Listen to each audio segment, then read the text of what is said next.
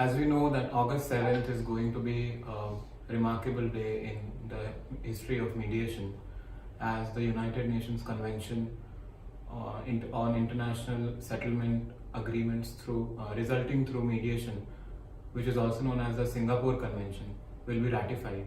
And India is proudly going to be one of the first countries or signatories to the convention. We at Center for Mediation and Conciliation would like to have the views of Mr. Sumit Banerjee, who is the chief mentor of the center and who has been extensively working in the growth and development of the center. So, Mr. Banerjee, how do you think that this Singapore Convention is going to have an impact in the mediation in India? Siddharth, I agree with you that 7th August will be a very historic day for mediation in the whole business community in the world and also in India. Just like 7th August is important because Singapore Convention is going to be signed by many countries on that day, and hopefully it will be ratified also subsequently by submission of relevant documentation, and it will come into effect quickly. I am told it will come into effect 6 months thereafter. There had been another very important milestone in the annals of mediation in India, if I may say so. Around July-August of last year, when in 2018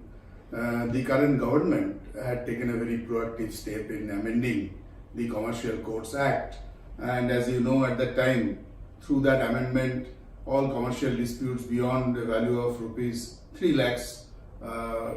it became mandatory to mediate before going for litigation. So, 2 successive events in 2 years, and we hope for a few more such path-breaking landmarks which will push mediation in future. The government seems to be very much keen to improve the ease of doing business, and we all know that how arbitration has fared in India, not so well. It has not earned a very good name. Just to give an example, the Ancestral Convention on Arbitration was perhaps given effect to by most countries in 1976, but India took about 20 years to formulate the Arbitration Act in 1996. So we had been very late earlier in terms of ADR implementation, but this time, with this government which is so keen for changing the landscape of ease of doing business, and in ease of doing business, the sub heading of enforcement of contract, with that focus, I think this time the government of India will be very proactive and much faster in evolving a process and framework and guidelines, whatever I may say, to bring in clarity about how mediation is going to be run in this country and how mediation is going to be implemented in this country. When we talk about Singapore Convention, basically the convention is looking at talking about bringing in a lot of clarity and simplicity and enforcement, so to say, in implementation of mediation settlements. And this is a necessity because in all commercial trade and international matters which are cross-border in nature, mediation, as we know, has no jurisdiction, and therefore if a mediation settlement has been arrived at, there could be some doubts and unclarities about how the mediation settlement will be operated in a given geography. So it was very timely, very much necessary for this convention, for this standard to be adopted. We are not a day too soon, and I wish that this convention will be followed by a lot of other steps by all countries, particularly in India, so that we can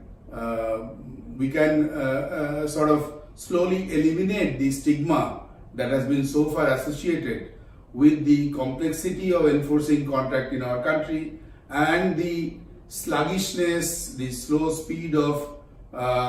conducting arbitration in our country. All that will be a thing of the past when you have a framework for mediation. I think you're right that there couldn't have been a better time for this convention to actually come to reality. I have another question in continuation with the previous one. How do you think that this convention will facilitate the institutional mediation or maybe prove positively in the growth of institutes in India? Yeah, Siddharth, as you know, that's a subject which is very close to my heart, and I am a very strong proponent of an institutional kind of mediation vis-a-vis a private or ad hoc mediation, not just because institutional mediation brings in discipline, brings in transparency, and brings in a strong process orientation in the way mediation is carried out, but also because I feel we need to learn from the reasons why arbitration has failed in our country, and my diagnosis of that cause of failure has been the fact that because of lack of policies, lack of regulations, and lack of support from important stakeholders, we have not been able to develop a strong brand of an institutional arbitration center in our country, and it has been mostly private arbitration in our country, and there are arbitrators who are so busy and who are into so many disputes that things get delayed, and in the process people who are interested in faster resolution of disputes are disappointed. I hope that from that learning, from that experience of why arbitration did not succeed in India, although I must say that with the recent amendments, arbitration with the time limits being set, etc., arbitration may now show some signs of improvement in India. But I think in the case of mediation, we, all the stakeholders together with the government, will probably learn from past mistakes and will from day one focus on showcasing the advantages and the pluses and the good things about doing mediation on an institutional platform like ours, Center for Mediation and Conciliation in Mumbai, which has been promoted by the Bombay Chamber, a 180-year-old industry body in the country, one of the oldest of its kind. Thank you.